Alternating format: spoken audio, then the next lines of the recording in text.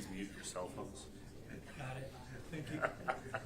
Amateur over here, new guy.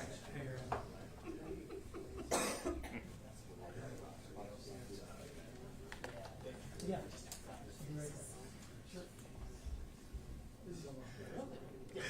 You must give us guff. I'll bring in a high volume.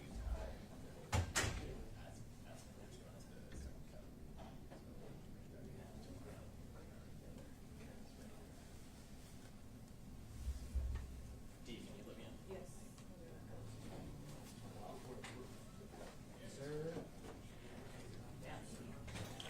Good call.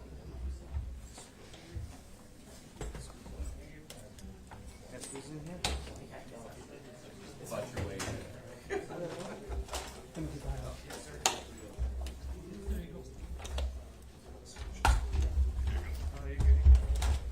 Feel his face. You're lucky you like that. Or whatever it is.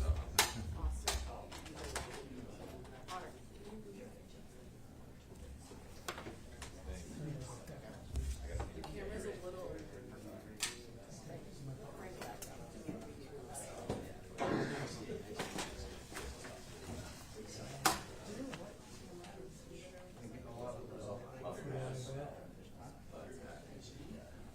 Maybe shut her off.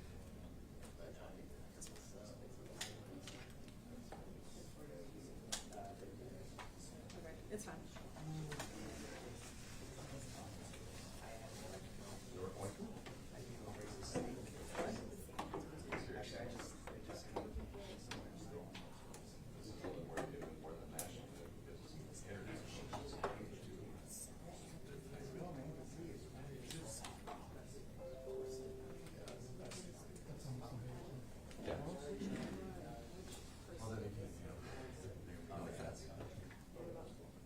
Video.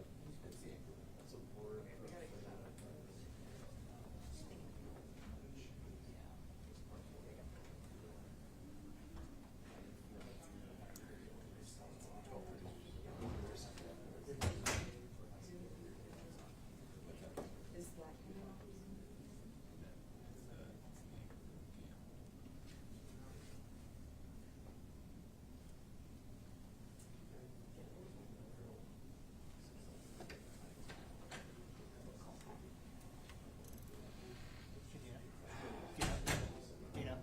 You know.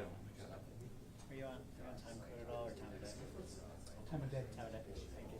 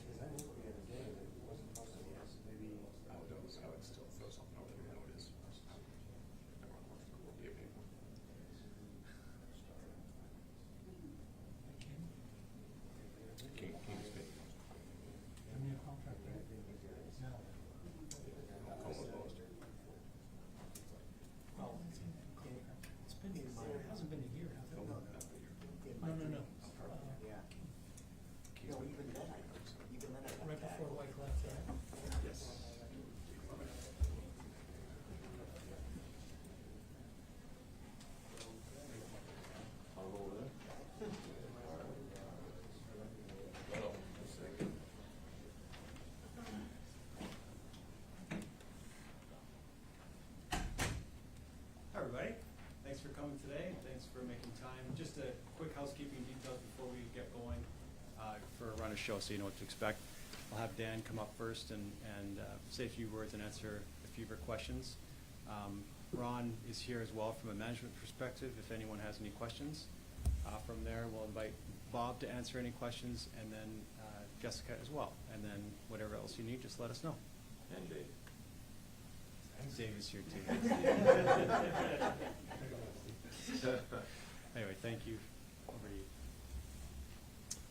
to you. Welcome. Thank you for coming to this day. It's an exciting moment for me as a coach to introduce my staff and kind of gets me excited about the upcoming year and ahead.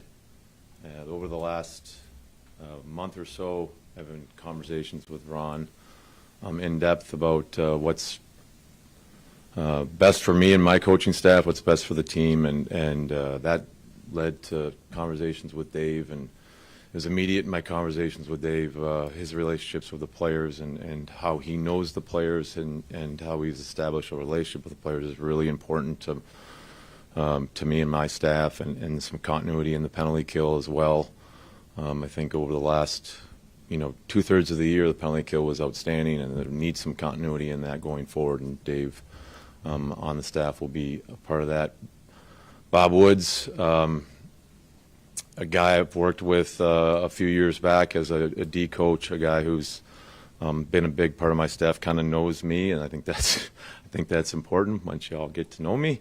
I think someone who knows me, believes in me, and believes in what we're trying to do is super important to the staff. And Bob will be coaching the D and coaching the power play as well, something he did for me in Buffalo. And Bob's coached in Washington and Anaheim and Minnesota, working with some pretty big name D and being able to establish a relationship with those guys and get them to play their best. And Bob will be bringing that to the staff, and Jessica Campbell will be joining the staff as well. My relationship with Jess over the last 2 years, getting to know her 2 years ago and hiring her in CV, it was her ability to establish a relationship with players, NHL players, work with them to improve on their game and work them to be better players, was the reason why 2 years ago I got the opportunity to work with Jess. And over the last 2 years, just to work with Ty Carte and Shane Wright and Riker Evans has clearly been evident that she's been able to develop those players, develop them as people and most importantly as hockey players. And that's Jess is going to be working with the forwards and bringing that to our staff here. So I'm super excited about that. Steve?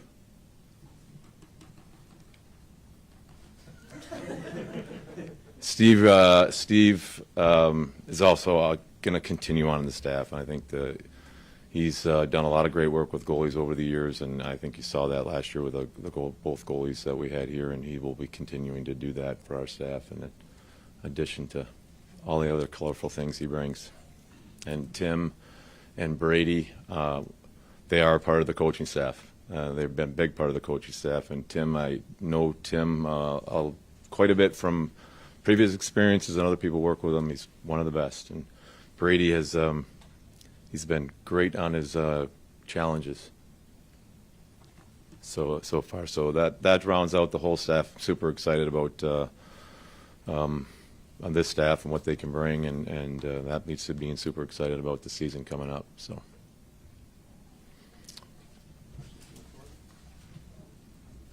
Dan, first off, thank you for doing this, and congratulations as well to both of you. And it's often said that coaches define culture. What core values are you seeing in place right now on staff, and how your two newest hires think affected that? Well, I would say, by core values, I said to the development guys yesterday, work ethic with intent, get better every day, have the ability to get better every day and be in the trenches with the guys, and that's what I see in all these candidates, and that's what I want to present to the players. And Jess has done it the last 2 years with me. I've done it with Bob before in Buffalo, and I'm eager to do it with Dave with this group here, and Steve.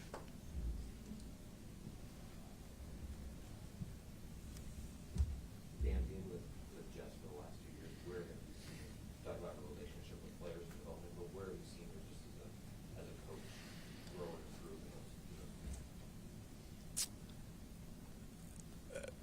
think the reason why I hired Jess into CV was because of her experience and a proven ability to work with players and develop a game plan and see what they can get better at, what they need to improve on, and do the work.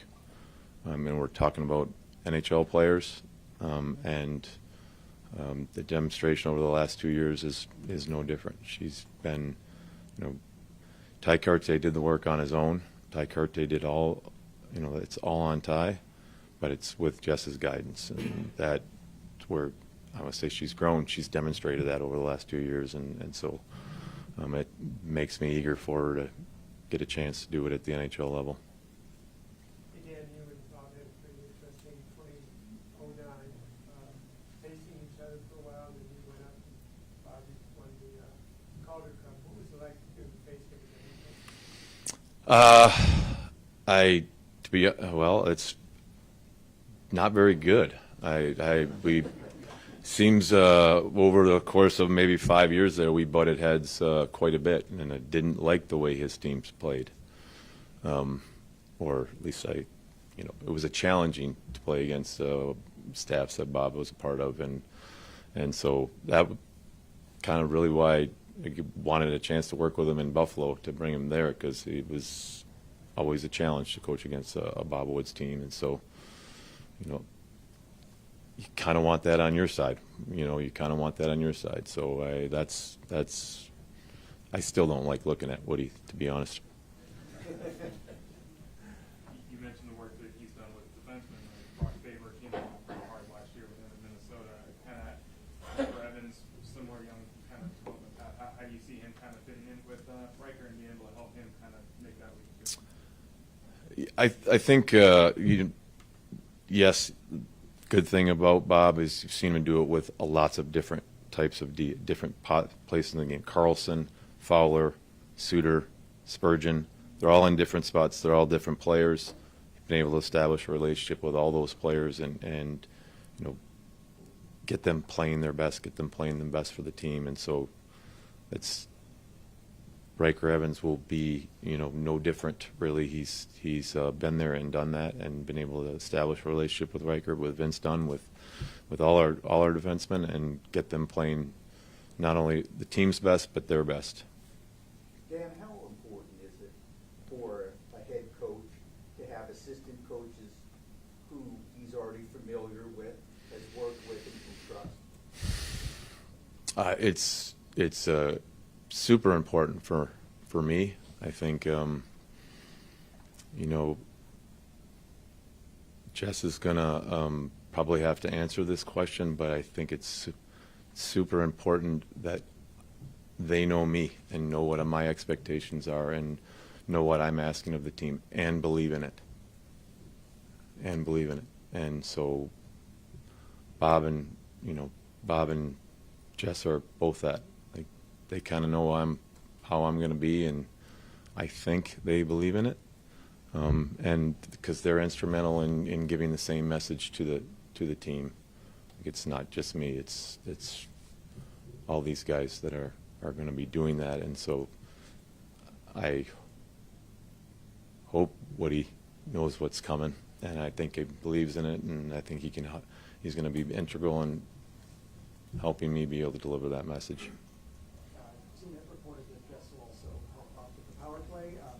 It's a power play with Coach Sean. Is that true? And if so, what will that look like? Yep, Bob will be running the power play. Jess will be assisting and helping out, and there's several dynamics to the power play and breakout scouting and implementation on the ice, and Jess will be helping Bob with that. The NHL is not a developmental league, so how do you balance the needs of immediacy of needing to win the NHL versus the development of young players at this next level? I don't like the mindset that this isn't a development league. I think all the players should be working to get better continually and keep developing, whether you're the best player on the team or whether you're Ty Carte working your way to your best. So I don't like the mindset that this is the end point and players don't need to develop at this point. They need to develop. They need to continually get better. They need to round out their games. They need to get better in certain areas, and that's what I'd like their mindset to be. Folks, I'm going to invite other speakers to come up. I know we have Ron is in the room if anyone has questions for Ron. Bring on first before Bob and yes? Yes? Can I put you on the spot, Ron? Sure. Just did. You just did.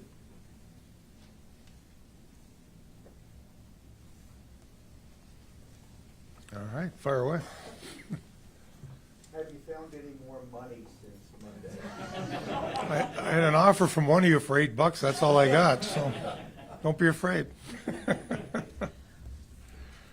just a quick review for us of what you think of the coaching staff now that it's all together.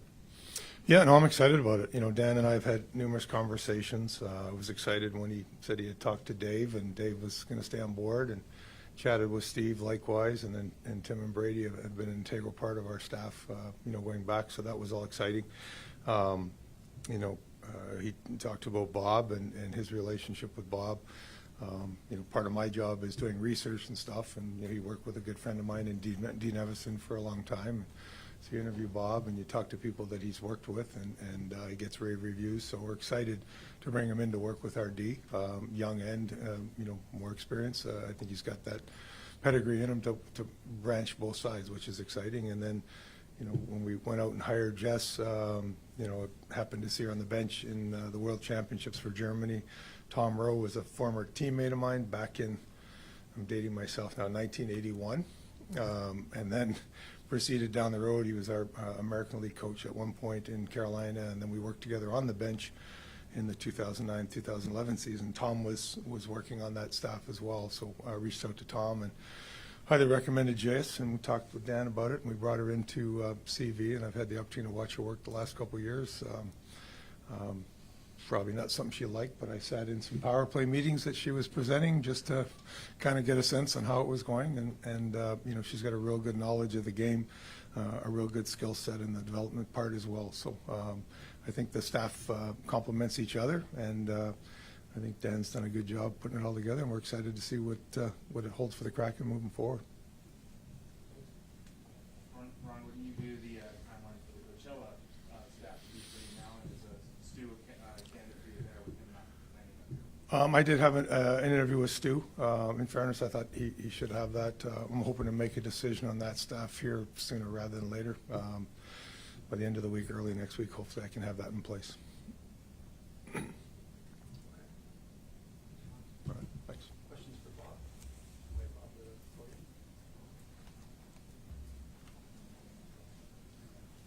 Hey, Bob, you spent your last 4 years as a player coach. When did you start thinking about coaching your career in hockey? Well, it's something, hockey was always a big part of my life, and it's something I had a lot of passion for. And once you get later in your career, you start thinking about what the future looks like, and I knew I wanted to stay involved with hockey. I got to be with Bruce there, which was a nice start, and you know, just kind of learned a lot from him, and just used a lot really from the coaches that I played for. And again, it was just something I wanted to do, and it's been great. It's been a great experience. You want to stay involved in the game. It's a great game to be a part of, and if you can hang in there as long as you can, that's awesome. What was Dan like working with you? Dan's awesome. You know, it's what you love is he's got such a passion for the game. He's got a lot of knowledge for the game. He's very detailed.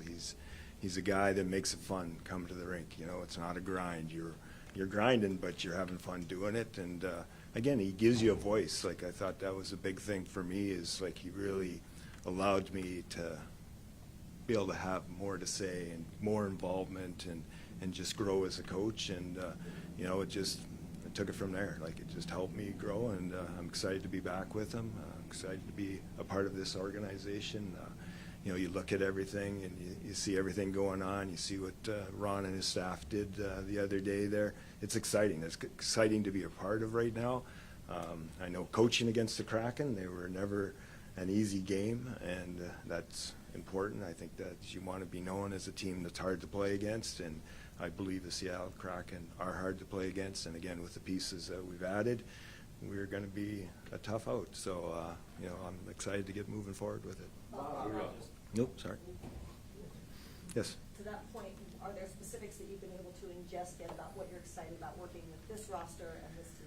Well, right away, I looked at the D, and I was excited about the group there.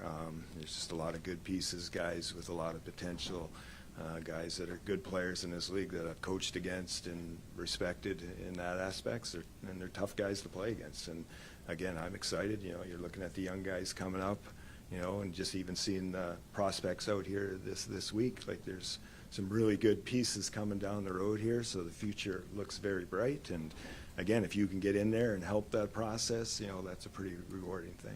Bob, on that personnel note, I know you just got here, but what do you like as far as the power play with personnel that you have here and the ideas with what may best fit with structure? Well, again, that's pretty early. We haven't had a really chance to sit down, but just, I kind of look at a lot of things, and there's a lot of potential there.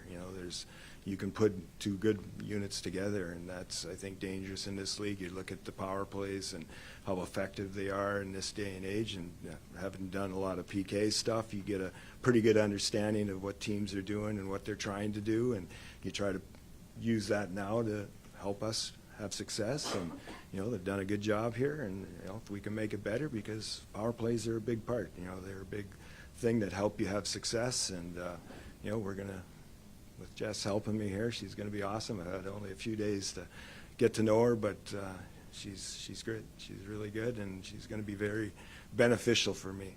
Bob, based on your experience over the years running power plays, are they primarily an offshoot of, are good power plays primarily an offshoot of having good or above average offensive players, or are there other things you can tweak to maybe squeeze the maximum out? Yeah, I don't think you have to have the superstars. It definitely helps.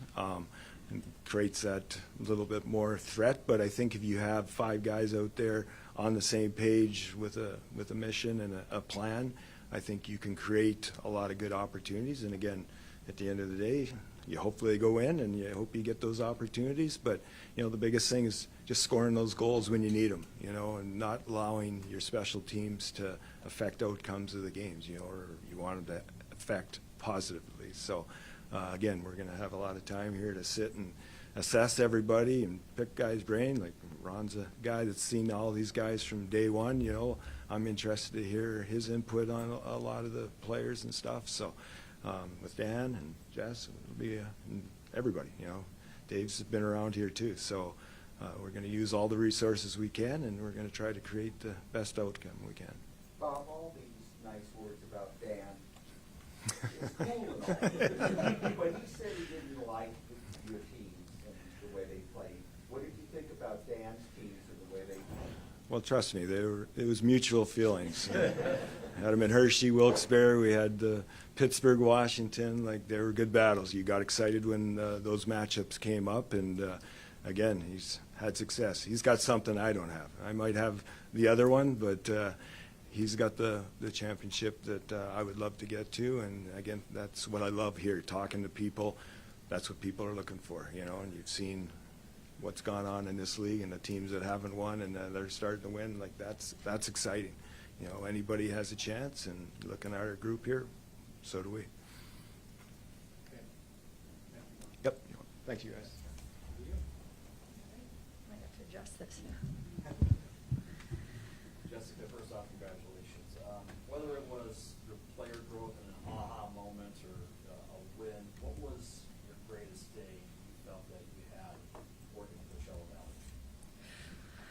Wow, there was a lot of great days. I mean, there's no bad days in the Coachella Valley, to be honest. But I've been very fortunate, and our team has been very fortunate to have had success. But I think that's one thing that's probably stands out the most to me in terms of our path in the last 2 years is we're a development league. We are a direct feeder to the Kraken, and our job is essentially to help players get here. And I think there was many moments, and not just the young guys, the veteran guys, but seeing Ty Karche's face after, someone that maybe came in from a different start point and undrafted to achieve this goal and realize this goal. And it's same thing with Riker Evans and Ryan Winterton, Logan Morrison, just watching those guys show up every day, that's why we coach. And to be on this side of it now and to be in the position to work with these players again, but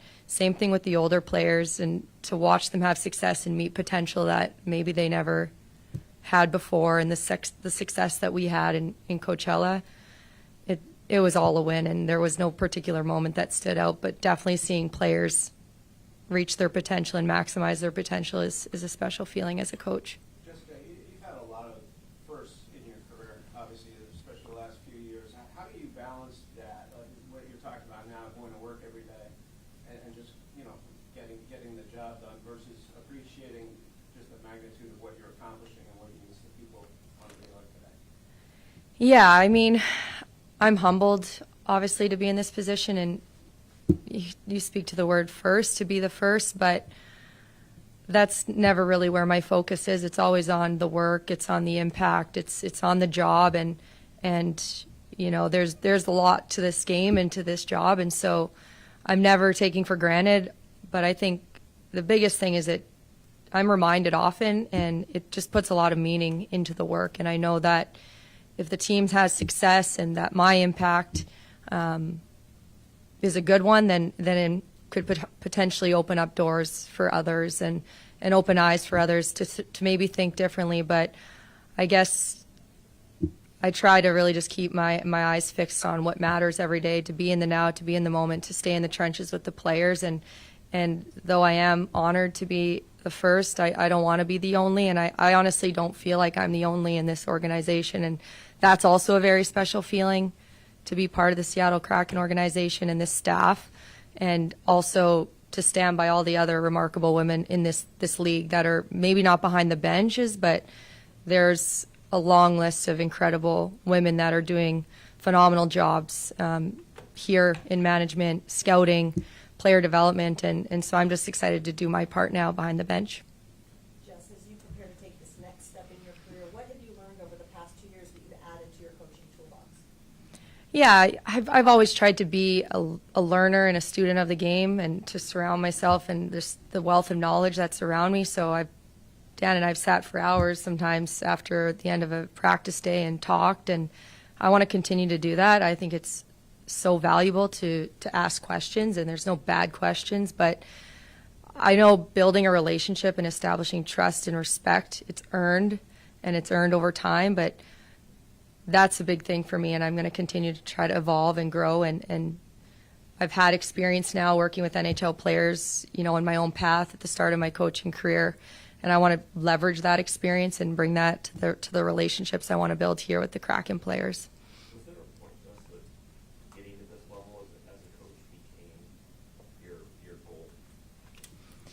Yeah, there was a point about 5 years ago when I launched my own power skating and skill development business. I guess I was doing this strictly on the development side and working with pro players. I was privileged to help them with their games, mostly in the off season, but also in season in Europe and Sweden and in Germany. And there was a point when the numbers started to grow, and I think it was actually my time rehabbing Brent Seabrook's skating, and that I realized this is what I want to do.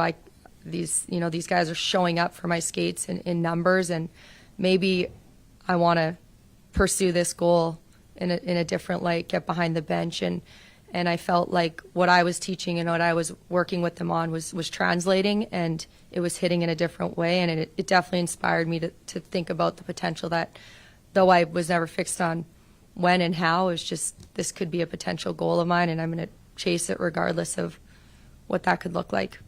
Jessica, what it's going to be like when you're behind the bench for the first time in an NHL game, you look up and you've achieved that goal? Sorry, could you reword? I just didn't miss the first part. Have you pictured what it's going to be like for the first time when you stand behind that bench in an NHL game and look around and realize that you've achieved that goal? Yeah, every time you step behind a bench in any sold out arena, and the fan base here and the energy, and obviously we've got to experience it in preseason, but it's definitely going to hit maybe a little bit differently, but I'm excited to take that in. I think it reminds me of family and people that have shown up for me to help me get here that I'm probably going to reflect on the most in that moment. But as I said, seconds later, I'm going to be focused on the job at hand. And Jessica, you mentioned Brent Seabrook, and I want to read to you what he said about you. Everything she was asking us to do, she could do everything. She did it, and she did it really well. But he also said, I really hated her, to be honest. I hated watching her skate. So are you looking forward to the Kraken players hating you too? I hope they love me more than they hate me, but if they hate me for the same reasons that Brent did. You know, I'm a big believer, and Dan alluded to this, and Bob and our whole staff has already spoken to pushing players, even at this level, to unlock potential that maybe they haven't yet. And I think that's what I'm most excited about, is getting here, and whether it's a veteran player, you know, like a Brent Seabrook who's won, and I respect Brent, and I respect his mindset, even at an older age, to put in the work and to focus on fundamentals of his game, like skating. Those take special players and people, and I think we have those here. I think we have the veteran group, and I know we have the younger group that are hungry and eager to achieve something and build something within this culture. That's what it's all about. So I hope they hate me, but also love me. Jessica, we have a lot of young girls who do play hockey here in Western Washington, and maybe they never thought it was possible that they could coach on a team like the Kraken. What's your message to those young girls when they come see you on the ice? Just to believe anything is possible. You know, I've maybe in a naive way had the courage to believe that this could be possible, and even though I didn't see it, I believed I could do it. And I think that with that inner belief, whatever it is in sport and life, you can create whatever you believe in. And so I think what's special and I'm excited about here in Seattle, and whether it's a young girl or a young boy's first NHL game, they're never going to see anything different than what they could possibly become. And I'm happy to be able to play that role and picture that for the young kids. We see more and more young players begin to fit into the NHL, especially here. Riker graduating, Shane Wright showing up more, like Cartier graduating, and maybe more young players on the way. To you, how do you know that a young player coming up is ready to fit in full time in this league? Well, that's a complex question. I think that every young player, and the best ones and the ones you alluded to, they want to make an impact. They want to fit. They want to use their ability to fit into the team, regardless of what role they're asked to play. And I think that's the opportunity for young players, is to embrace that role. And you know, regardless of what minutes or special teams they're handed, is to take that role and run with it. And I think that in doing so, players like you mentioned, you know, someone like a Riker, and we've watched them in Coachella as well, take on more responsibility and be leaders and been called upon and asked to be great players for us in key moments, and they're going to be able to leverage that experience as well, so that when they do get their opportunities to step in key moments, they're going to be able to have that feel and those touches and that experience to reference. And so surrounded by great players, great veteran group and skilled players, I think they're going to flourish in this team setting. What kind of relationships have you been able to develop over the last couple of years coming up here for training camp and such with the veterans that are up here that you haven't worked with so closely over the last year being down in Coachella that you get to kind of bridge forward with now?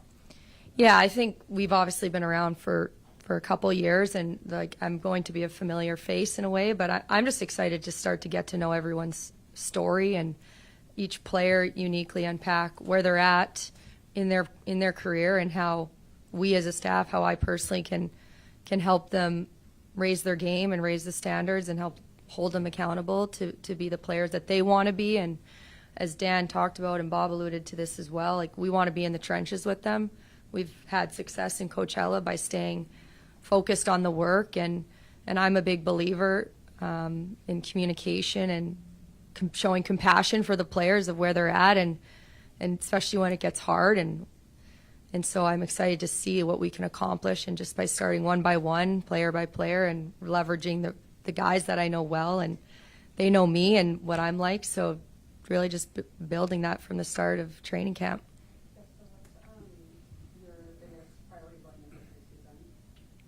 Biggest priority, well, probably just echoing that, is getting on board for what our staff, wants to establish, the core values we want to live out, and making sure I'm doing my part as a part of this staff to carry that out, and that the players know what the expectation is, and then the fun can begin.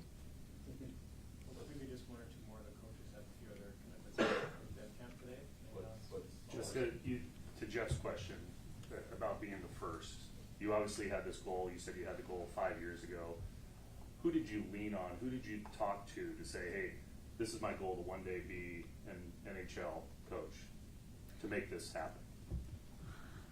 I don't know if I necessarily leaned on one person. I had to really trust myself and show up every day. And obviously, when you're surrounded by good people and you make your circle small, then you can rely on them for advice and feedback. And,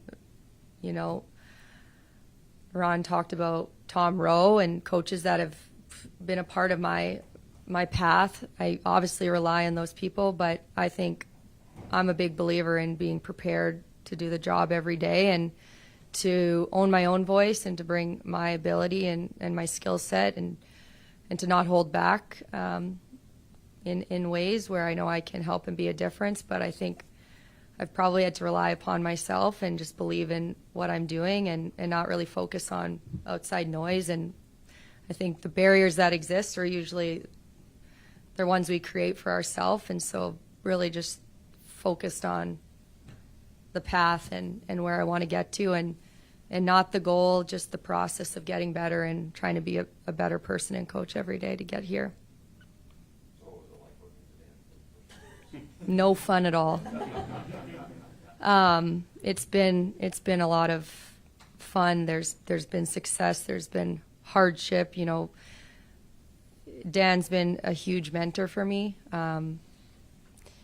He, from the very beginning, our first conversation following World Championships, I knew what I wanted to do as a coach, but I didn't know what was next as a coach and where I would fit and how those opportunities might come. And Dan saw the potential in me and brought me into his staff. And much like Bob said, he gave me a voice and empowered me to be nothing but myself. And that's what I'm most excited about, is the experience the last 2 years. He's a winner, and to learn from someone who's won, continues to win, and has high standards. But mostly I'm excited to see how the team is going to be able to also become a better version of the Seattle Kraken through his really authentic leadership style. And we as a staff are going to have a voice in that puzzle piece, and I think there's a lot of success to be in store for this team and this organization as a result of Dan. Okay. Thanks everybody for coming. Thank you.